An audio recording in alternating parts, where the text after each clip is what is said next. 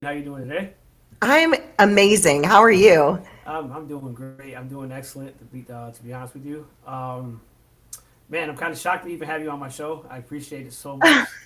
I Well, appreciate it it's so an much. honor. I'm humbled and honored that you're having me. Thank you. Of course, like I was telling you before, behind the scenes, that I put something together special for you today. I didn't tell you exactly what I was going to do, but I think the person that you are, what you've done for me, that I should have put some homework to it, and I did it. So I want to like wrap everything up in one. So I didn't want to drag this all on for 2 or 3 hours because you got so much to offer, so much to say. You've been through a lot of stuff in your life. So with that being said, we just might as well get started. Are you cool with that? Let's do it. All right, cool. So we're gonna go with this right here, right quick, right? I'm gonna play this video.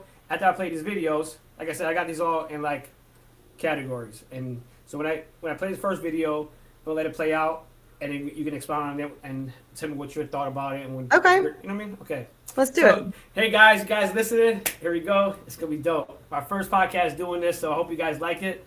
Here it is. Let's go. I swear that I wasn't looking for much, but that's just when you happen. That's right when you happen. I swear that I wasn't looking for much, but that's just when you happen.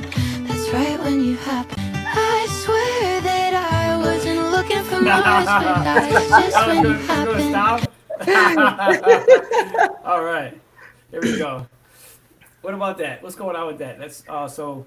I mean, everybody's seen it. What's going Yeah, on? It said meth in there, right? yeah. Okay. So I was a homeless meth addict at one point in my life. I actually started meth when I was 16 years old. So as a child, I had a lot of abuse growing up, both mentally, physically, sexually. And I just wanted to escape, really. I started drugs as a way to escape. I wanted to feel anything but the way I was feeling in the moments of my life. I remember I painted my room right before I started drugs. I remember I painted my entire room black. Like if that wasn't a cry for help to my parents, right? I painted my walls black. I did like my furniture black. I dyed my hair black. I was just like in a very dark time in my life. And my parents ignored it. My mom just kind of thought it was like something teenagers do, I guess. And Oh, wow. during that same time, so my parents were divorced and my mom got remarried to my stepdad, which was where the abuse was taking place. And at that same time, right around that time, my dad told me he was gay. And then he told me he had AIDS. And then I was dealing with all this abuse. So, like, my childhood was like extremely Wait, chaotic. what age was this at? So my dad told me he was gay when I was 12. He told me he had AIDS when I was 14. And the abuse was going on from about the age of 11 all the way through that, right? And so at 16, I was introduced to meth. And the first time I was hooked the moment I used it. It was one of those things where it was like I used it and I immediately, it was an escape for me. And immediately addicted. It escalated very fast. Like I went from snorting it to smoking it to pretty soon after that slamming it. Ended up What's slam? homeless. What is slamming? This is straight raw dog. What is slamming for people that just don't know? Yeah, oh yeah, Yeah. yeah. What is slamming? What is I slamming? was using needles. Needles. Okay. Yep. Needles. Yeah. Okay. And so then that ended me up homeless. By the time I was 18, I was homeless, living on the streets. I had moved from Oregon to Seattle. I was just kind of running and gunning. I was selling it. I was cooking it. I was, that was my life. And I had it was just, I mean, there was times that I was put in crazy situations, like guns held to my head. I remember I was kidnapped by this biker gang because they thought I stole their dope, and they took me in this car and they took me to this house and like got me completely naked and had guns to my head, like some crazy shit that Oh. I dealt with. I almost overdosed multiple times to the point where I was like doing the fish flopping on the floor, you Wow. know? So really bad. Like I always tell people, like if you were to look up the word junkie in the dictionary during that time, my picture would have been right there. And I remember points during that I really just wanted to die. And I was like, I remember saying to myself, like, I guess this is just my life. I guess like I am just destined to be a drug addict for the rest of my life. And I had just spent so I got a couple felonies through my running. When I was 18, I got a felony, and then I got another felony when I was almost 21. And I spent my 21st birthday in jail, actually. And when I got out, I went right back to dope for a little bit. And then I had basically couch surfed everywhere. I didn't have a car to sleep in anywhere. I was at this, when you're homeless using drugs, you can always like find a couch to sleep in or a car to sleep in. Well, at this point, like the boyfriend that I was dating at the time, he had the car, he was in prison. Everyone was like, I had nowhere else to go. And I remember and this is the point where I decided I was going to live and not die, is I was in a gas station bathroom. I had my last bag of dope, and I was in there for probably 5 hours trying to hit a vein. I had all these needles that were broken, coagulated with blood. I had blood dripping up and down my arms. I had track marks everywhere. I was like 80 pounds. I had, the meth pock marks all over your face, that. And I looked in the bathroom mirror, and I think God whispered to me at that moment. I was literally like, I looked in the mirror and I remember seeing, so when I was a little kid, I had all these big dreams, all these big goals, all these big aspirations. Like I was the kid that was like going to save the world. I wanted to be an actress. I had all these like visions for myself when I was a kid. And I was in this gas station bathroom and I looked in the mirror and I swear to God, that little girl was looking right back at me. And God whispered in my ear and said, "You have more work to do. Like, this is not you. You have people to save." And I had no idea what that meant. And I just was like, God, I don't want this anymore. Like, I have got to do something. And so I called my mom.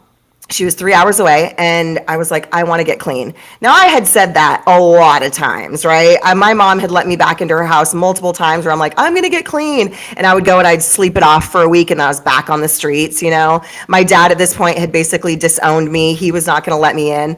And my mom said, "Well, how do I know you really mean it this time?" I'm like, "Mom, I swear, God whispered in my ear, like, this is it. Like, please just come pick me up."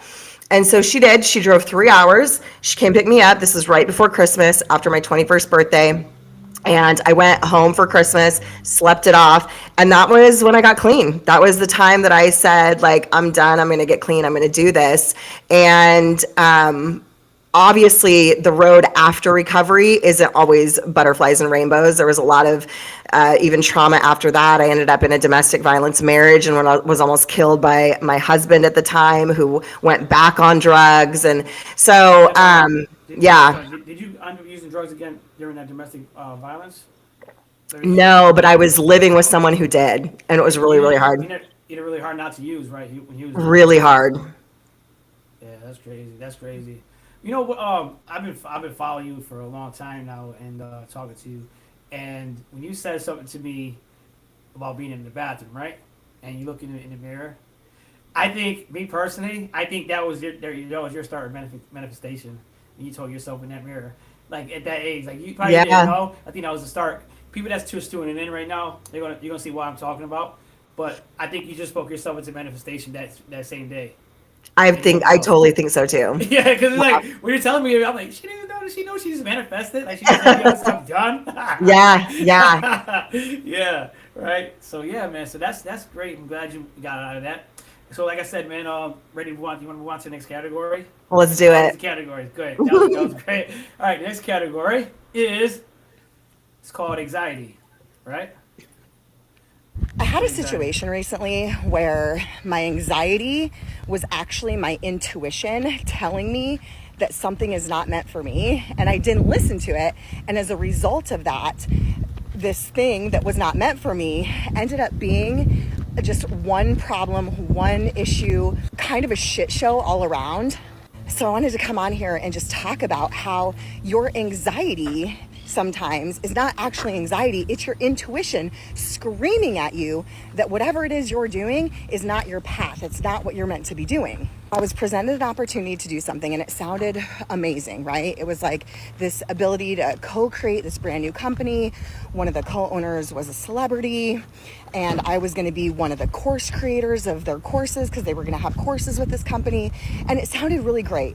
So I jumped at it without really listening to what my gut was telling me. From the minute I got in and started the process, started creating the company, started working it, my anxiety, and I don't deal with anxiety anymore. I used to have a lot of anxiety, but I don't anymore. I've done so much inner work, so I don't have a lot of anxiety.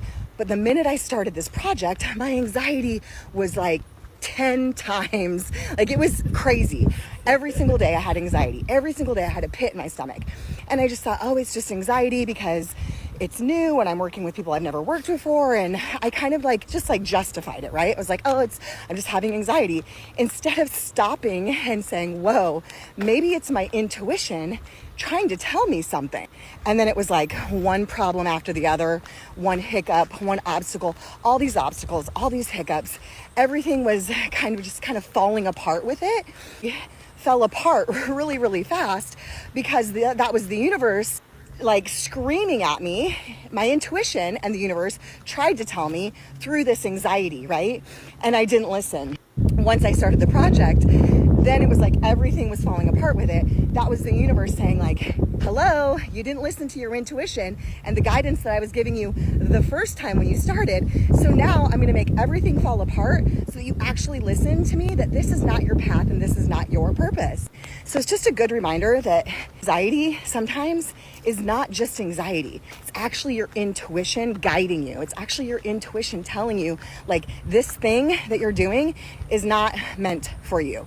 So I hope this brought you some value today. I just wanted to share that. It's a different style of content that I normally share on here, but drop me some. All right, cool. That was dope. That was dope. Just, I mean, we pretty much said what you had to say, but what came to your mind that day to even bring that concept up? Like, what Well, happened I used to be someone who, after my addiction, anxiety was like really, really bad for me. And I think that's probably a normal thing as you get into recovery. You have all these old demons and all these old wounds that are still like sitting there because I started using when I was 16, right? So like I was stunted emotionally from that point.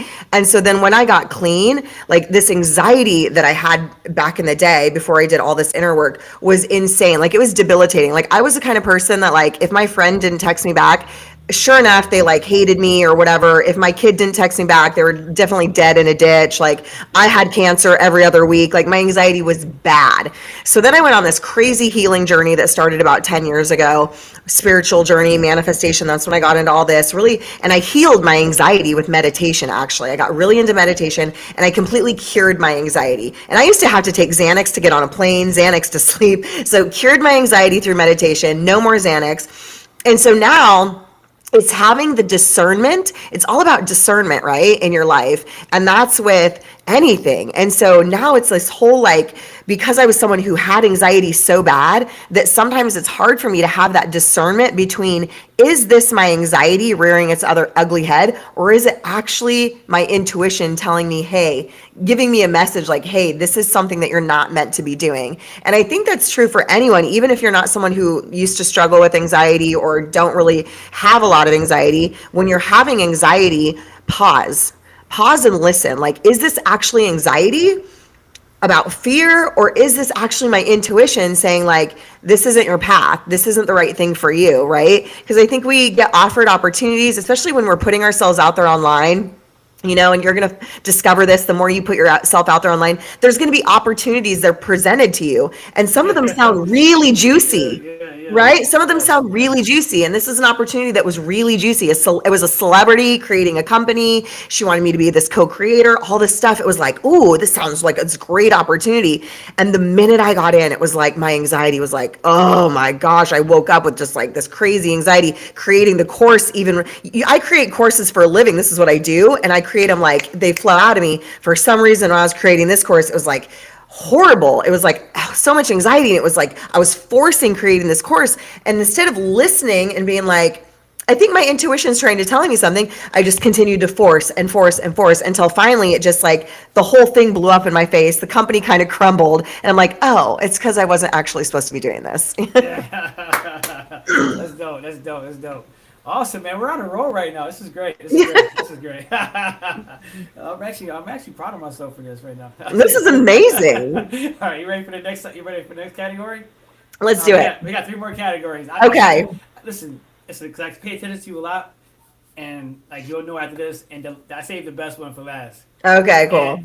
And I hope after this is all over, you tell that you go see tell that person. Okay. That it was. I know you a lot. I know you a lot from far. So here we go. Right. All right, let's go. This one's called leverage, right? Boom. Oh, you know what? No, no, it's not. It's not gonna be called leverage. This is called money manifestation. Okay. Right, here we go. Boom. Money manifestation.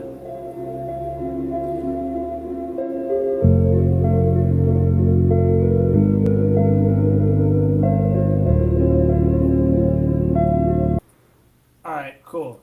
All right, explain that about the money manifestation. So money manifestation is my jam. So I'm really good at it. I'm really good at manifesting money. And I love helping people tap into their power and realize that abundance is your birthright. You are meant to be rich and wealthy. And people have this like these crazy rules about money and these crazy concepts about money, and that like money is evil and I'm not supposed to want a lot of money because that makes me greedy. And that's literally society programming that into us from the time that we were born. And we have all these old money wounds. Most of us have so many money wounds. I had a ton of money wounds that I needed to heal. I did not grow up rich. I grew up with my mom was single for a lot of years, worked a few jobs before she married my stepdad. We never had enough. When I was 12 years old, I was in gymnastics, which was my love and my passion. And she came in my room and said, "You have to quit gymnastics. I can't afford it." And there was all this like, we just didn't have a lot of money. And so I had a lot of old money stories that were not serving me. And so when I became an adult, before I started this work, I actually was I went to school. After I got clean. I went to college. I got my master's degree. I got a master's degree in psychology, and I was a psychologist. And I was broke. I was freaking broke after paying $100,000 for my freaking degree.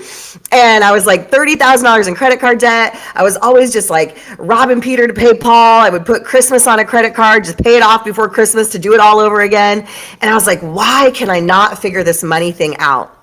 So when I got into entrepreneurship 10 years ago, I was like, I'm going to be the first millionaire in my family. Like, I am destined to be wealthy, but I could not figure it out until I started learning that money, the problem with people wanting all this money is that their subconscious beliefs are incongruent with actually their desires and their goals. And if you're really not good at money, you probably have a lot of feelings of unworthiness and unsafety. Now, those were my two big ones growing up because I always felt not good enough based on what I went through. And I was put in very unsafe situations. So I had this inner core feeling of not being safe. So until I healed my worthiness and my safety, I was never going to manifest money. I was never going to be good at money. So it's really about, money is really about healing yourself, really about healing those old wounds. And that's what I love to help people do, is heal those old wounds so they literally become unstoppable and they can go out there and manifest whatever amount of money they want. But first, you have to heal the wounds, and you also have to start feeling wealthy and rich from within, regardless of what your external world says. So before the money actually shows up in your life, you have to feel wealthy and grateful and abundant in all areas of your life. You have to be acting abundant. You have to be giving, you have to give the money even if you don't have a lot of money. So I started every Wednesday, I started doing something called Wealth Wednesday. Now, this is before I was making a lot of money. And I would go out into the community. I would go out into the community and I would give money in some way, a monetary exchange, to a stranger. So I would put money in diaper boxes, money in formula. I would pay for the person behind me at Starbucks. We paid for groceries for people before. So I started doing these little things that chipped away at my money mindset, and also made me start feeling abundant. Because when you give, even if you have 2 nickels, I want you to give one of those nickels away this week. Because when you do that, it sends the message to your subconscious that like, hey, the more money I make, the more good I get to do in the world, the more I get to give back. And that's really what money is about. Money is meant to be circulated. It's meant to be given. It's meant to be spent. And so it's just energy. Money is just, it's currency, it's energy. And so the more you flow it out, the more it will flow back in. But money manifestation is literally one of my main topics that I coach my clients on. Nice. I gotta get a clap for that one right there. I gotta get a clap for that. Hold on, let me get a clap for that one. We get a clap for that one.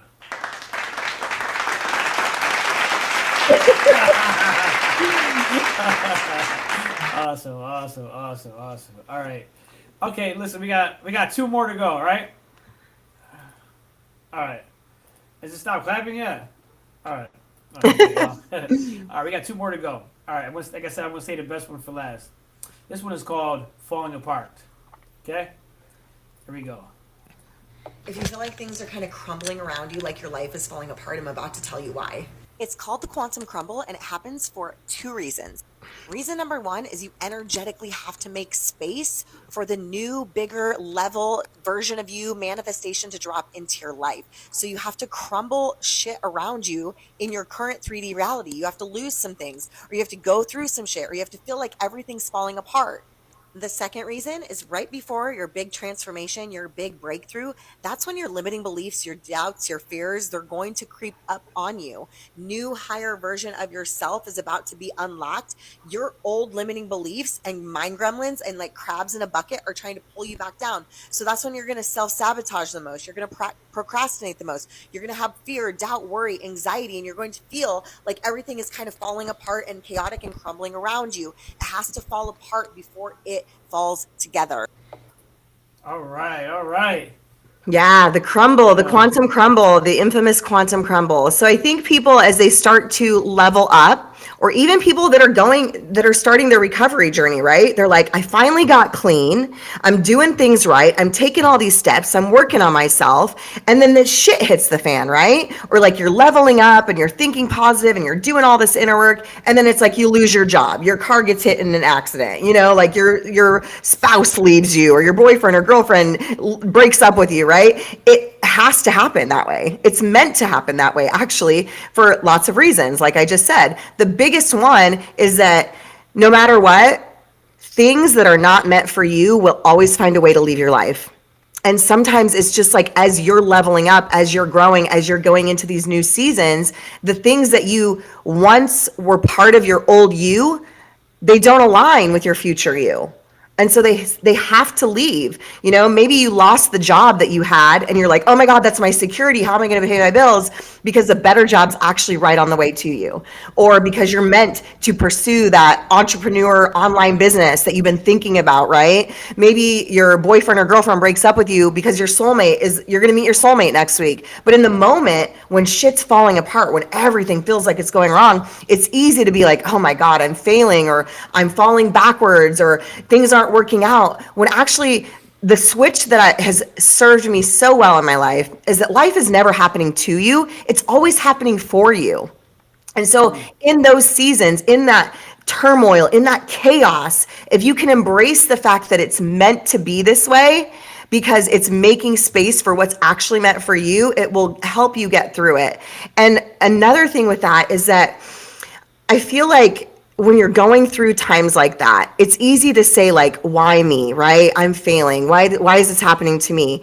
Instead, if you look at that, it's lessons. Everything is a lesson that you need to grow through, and obstacles, turmoil, challenges, setbacks, they're all put in your path so that you actually become the person you need to become to get to the other side and achieve the dreams and goals that you want to in the first place.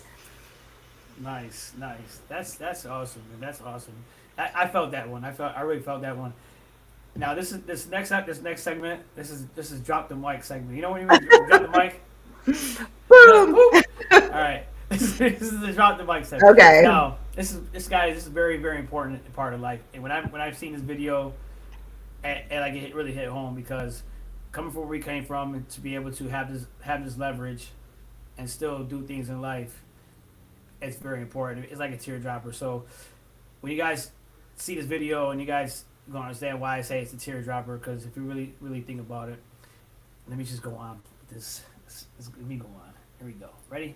Here we go. If you're looking for me, baby, you know you can find me. Follow the sun. If you're looking for me, A couple times. baby, you know you can find me. Follow the sun. If you're All right.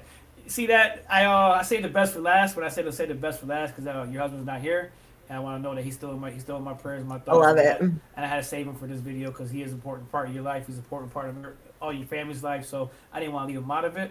So with that being said, can you explain on that?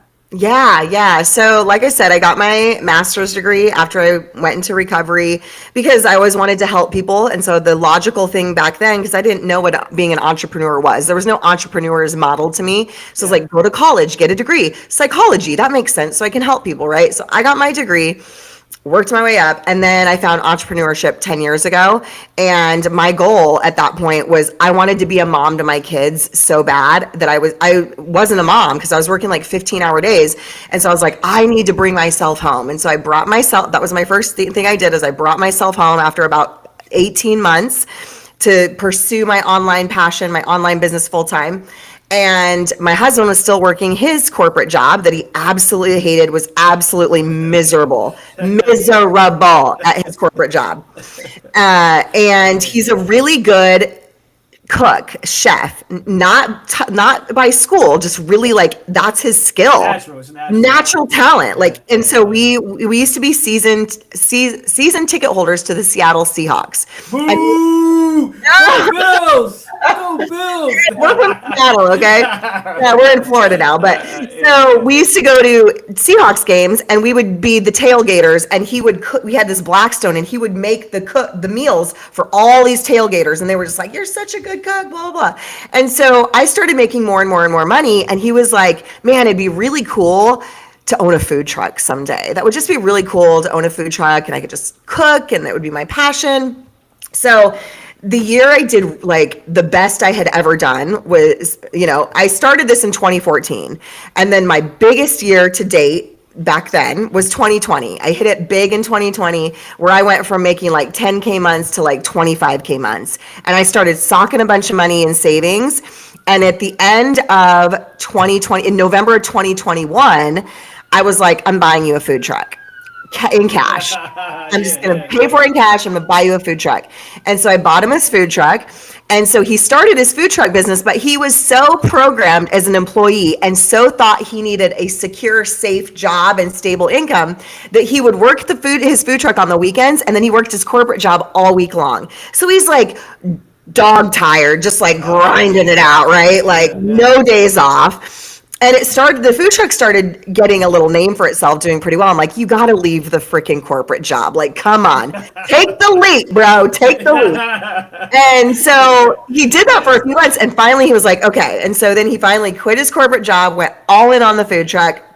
It actually ended up exploding. We actually now have scaled it. So he quit his corporate job. We've now scaled it to 3 food trucks across the country. He's now going to be on TV. He just got an email this morning to appear on a TV, the View Network, to do a live cooking segment for them because he's following his passion. He's following his talent. So now we're both completely free from the corporate world. We are full-time entrepreneurs. We both own businesses, and we've created a pretty beautiful life.